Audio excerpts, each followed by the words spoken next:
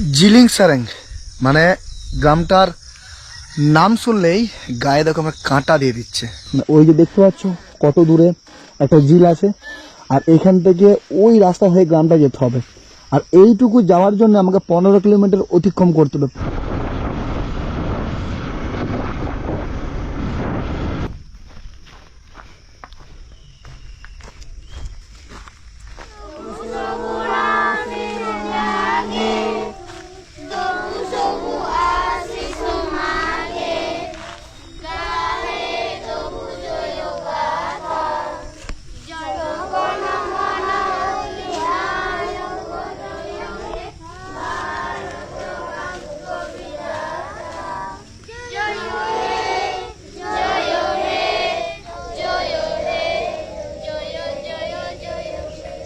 আমরা পড়াশোনা করব, আমরা বড় বড় অফিসার হব, চাকরি করবি, কেউ ইঞ্জিনিয়ার, কেউ ডাক্তার হবি, হবি তো?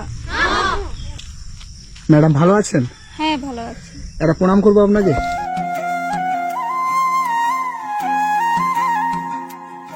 বাচ্চাটি কার? আমার। বাচ্চাটি আপনার? হ্যাঁ। কি নাম? খেরওয়াল মুর্মু। খেরওয়াল? হ্যাঁ, KHWRAL খেরওয়াল মুর্মু। এইগুলি আপনার স্টুডেন্ট? হ্যাঁ। এই জায়গাটার কি নাম? জিলিং সেরেং। জিলিং সেরেং? হ্যাঁ। এটা স্কুল? হ্যাঁ। কে বানিয়েছে? আমরা। আপনারা? হ্যাঁ। এই গ্রামেতে কতগুলো বাড়ি আছে? মোটামুটি 95টি। 95টা? হ্যাঁ। আর 95টা বাড়ির বাচ্চা এইগুলো? হ্যাঁ। এই সব বাচ্চাদেরকে আপনি এখানে পড়ান? হ্যাঁ। কত করে টাকা দেয়? বেতন পান আপনি? না। বেতন পান না? না। এই বাচ্চাটার কত মাস বয়স? 2 মাস। 2 মাস বয়স? হ্যাঁ। এই জায়গাটা মানে আমাদের নর্মালি ভূমিপৃষ্ঠ থেকে 1000 ফুট উপরে, এবং এখানে আমি যে এলাম পুরুলিয়া অযোধ্যা পাহাড়, এই যে টপ হিল, সেখান থেকে আমাকে 25 কিলোমিটার আসতে হলো। ওই 25 কিলোমিটারের মধ্যে না একটা দোকান পেয়েছি, না একটা বাজার পেয়েছি।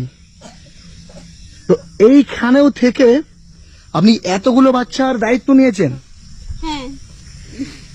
আপনার 2 মাসের বাচ্চাটাকে নিয়ে আপনি এই ছেলেগুলোকে পড়াশোনা করাচ্ছেন? হ্যাঁ, আমি ওই 2020 থেকে বাচ্চাকে পড়াচ্ছি, তো এখনো পড়াচ্ছি এই আমার 2 মাসের বাচ্চা নিয়ে। কি নাম তোমার? প্রিয়ঙ্কা। প্রিয়ঙ্কা? তোমার কি নাম? কি নাম তোমার? কি নাম তোমার? এখনো অবধি আমাদের ভারতবর্ষে এই রকম মানুষ আছে যে 2 মাসের একটা বাচ্চাকে কোলে নিয়ে 100টা বাচ্চার দায়িত্ব নিয়েছে। এতগুলো বাচ্চার দায়িত্ব নিয়েছেন? হ্যাঁ। আপনার আর বাচ্চা আছে? আর একটা বাচ্চা আছে। কোথায় ও? ও এই তো। এটা? এটা আপনার বাচ্চা? মানে সব বাচ্চার সাথে সাথে আপনার বাচ্চাও শিক্ষিত হয়ে উঠছে। তো এই যে এতগুলো বাচ্চার দায়িত্ব নিয়েছেন, কেন, কি দরকার ছিল ছোট্ট একটা বাচ্চাকে কোলে নিয়ে এই যে সকালবেলা ভোরবেলা উঠে আমি এতগুলো বাচ্চাকে এই পড়াশোনার দায়িত্ব নিয়েছেন, সেটা কেন, কি দরকার ছিল সমাজে এত কিছু করার? এখানে মানে পড়াশোনা বলতে কিছুই জানতো না বাচ্চারা বা মা বাবারাও, তার জন্যে আমি ভেবে চিন্তে আমি বাচ্চাকে পড়াচ্ছি। তোমরা ভালো আছো? বাংলা বাংলা বুঝতে পারছো? তোমাদের কি ভাষা ভালো লাগে, আদিবাসী ভাষা না বাংলা ভাষা? আসলে ইনারা আদিবাসী, এবং যে যে জাতের যে ভাষায় যারা বড় হয়েছে তাদের কাছে সেই ভাষাটাই বড়।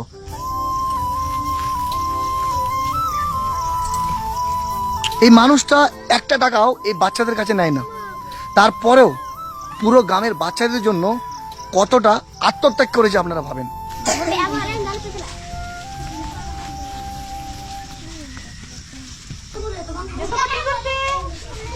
Good morning, sir.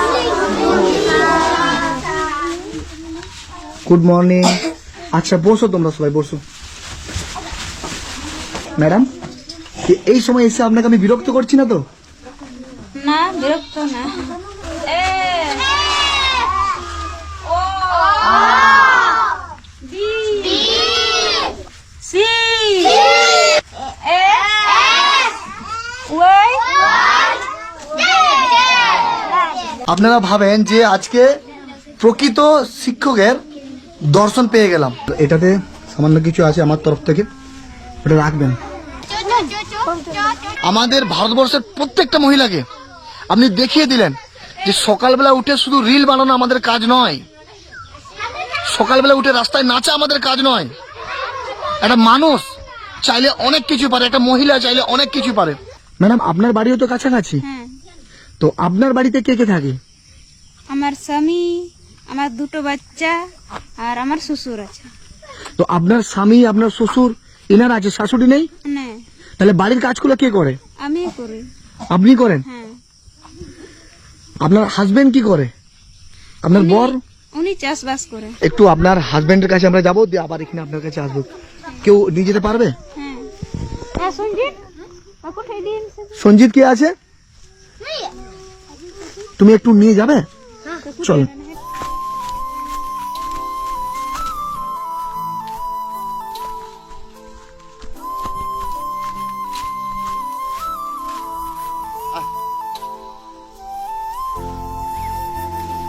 ওই যে ম্যাডাম ওখানে পড়াচ্ছে, হ্যাঁ আপনি কি আপনার ওয়াইফ? হ্যাঁ হ্যাঁ আমার ভাই। আর এটা কাদের জমিতে হাল দিচ্ছ? এটা আমাদের এই জমিতে। আমাদের তো চাষবাস না করলে নির্ভর করা যায় না। হ্যাঁ,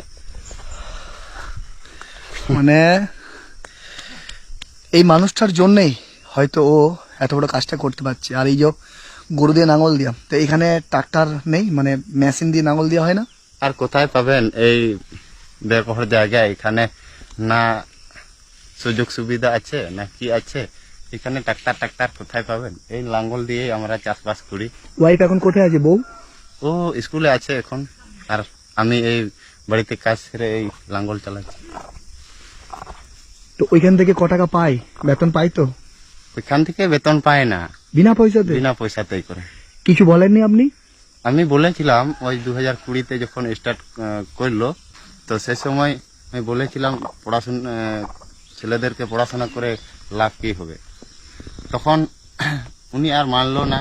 আর আমিও কলেজ পর্যন্ত পড়েছি, তার জন্য পড়াশোনার দিক কিছু বুঝি। আরেকবার জড়িয়ে ধরবো। মানে আমরা ঈশ্বরের দর্শন করার জন্য আমরা বিভিন্ন জায়গায় যাই, কিন্তু আমাদের বাড়ির পাশেই, আমাদের কাছাকাছি দিয়ে অনেক ঈশ্বর লুকিয়ে আছে। ম্যাডাম, ওই যে ড্রেসগুলো, একই কালারের যে ড্রেসগুলো পরে আছে, দেখি বাবা একটু।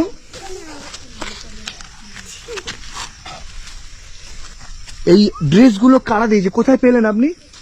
এগুলো ওই কলকাতার লোকেরা দিয়েছে। মানে এখানে কি ঘুরতে এসেছিল? হ্যাঁ, ঘুরে দেখার পরে দিয়েছে? হ্যাঁ। আপনারাও যদি এই দিদিমণির পাশে আপনারা একটু দাঁড়ান, তাহলে এনার সাথে সরাসরি আপনারা যোগাযোগ করতে পারেন। আপনার সাথে সরাসরি যোগাযোগ করতে পারলে ফোন নাম্বার আছে? হ্যাঁ, বলতে পারবেন? হ্যাঁ। বলেন। 93 82 93 82 39 39 67 67 হ্যাঁ 22। 22। আমরা বেশিরভাগ সময় কি দেখি, যে কোনো একটা মহিলা রাস্তায় যে ডান্স করছে, তার দেখবেন লক্ষ লক্ষ ফলোয়ার্স। কেউ হয়তো দেখবেন শরীর দেখাচ্ছে, তার দেখবেন লক্ষ লক্ষ মিলিয়ন ফলোয়ার্স। কিন্তু ইনার ফেসবুক নেই, ইনি সোশ্যাল মিডিয়ায় থাকে না। ইনি সমাজের জন্য কিছু করতে চায়, গ্রামের মানুষের জন্য কিছু করতে চায়, এবং সেটা কি শিক্ষার মাধ্যমে। উনি জানে যে শিক্ষা ছাড়া আমাদের দেশকে কখনো এগোনো যাবে না। তো আমরা সবাই চাই যে এই ম্যাডামকে যেন ভারতবর্ষের প্রত্যেকটা মানুষ চিনে। আমরা এনার জন্য কিছু করতে পারবো না, কিন্তু এই ভিডিওটা শেয়ারের মাধ্যমে আমরা ভারতবর্ষের প্রত্যেকটা মানুষের কাছে এনার বার্তাটা পৌঁছে দেবো।